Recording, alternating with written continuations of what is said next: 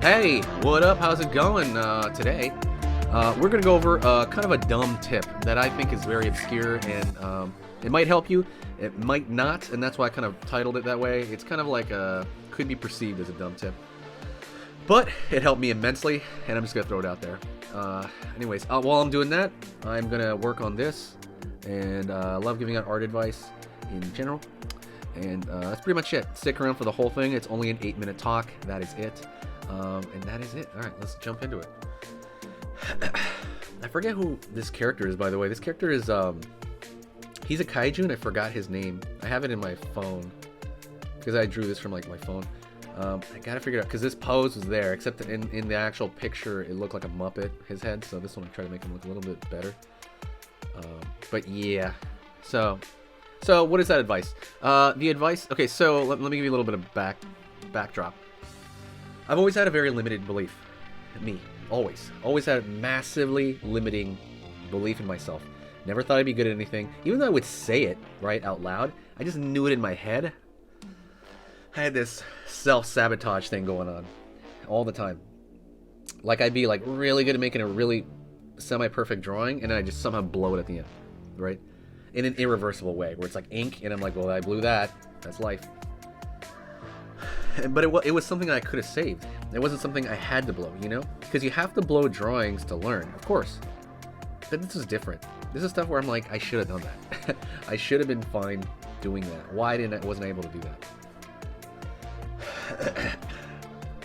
And a lot of that stuff changed in the last year. I would say in the last year, I started drawing more stuff that I like, that I actually appreciate. And it's only because of one thing. It's because I started doing affirmations. So, and I don't mean affirmations in the sense of like, metaphysical, science fiction-y sense or whatever, the way some people talk about it. Like Gwyneth Paltrow or something like that. Like, nothing goofy. Sorry I'm breathing a lot, it's just hard to breathe out of my nose.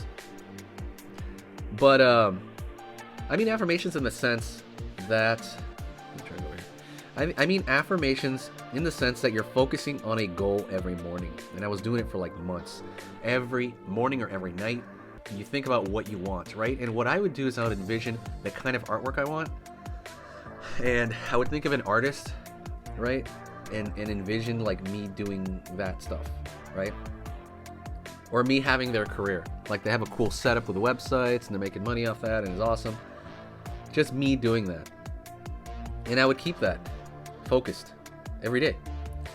And I noticed the more I was doing that, the better I was getting at drawing without actually putting in more effort.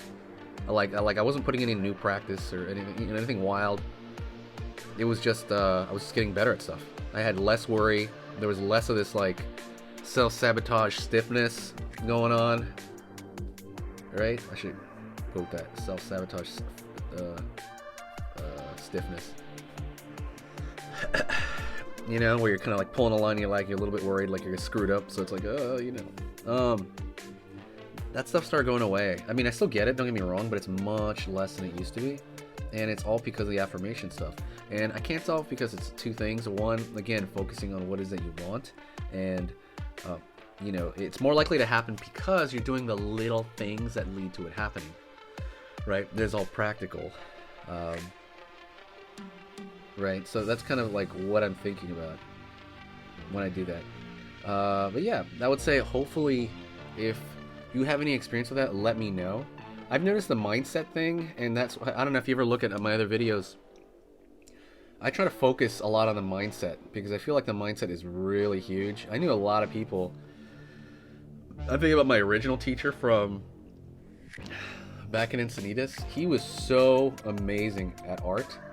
But his stuff still lacked life. He was too technical. Way too technical. And his stuff just was kind of stiff. And even though technically it was really, really good, it was just really stiff. And I think part of that was kind of that. He was just thinking too much, right? He didn't let it flow into fun. And, you want to get in that free-form state. And part of doing that is getting, that little demon in your head, whatever, or whatever self-sabotaging you out. And a good way to do that is like affirmations. You're accustoming your mind. I remember when I first did this, was a little bit of background on this. And again, this might be goofy for a lot of people. And when I first started doing it, I would literally get anxiety doing it. Like I was just sitting in my room and I would think about it, and it was like hard to even think about it, right? If it's hard to even think about, that's a big deal.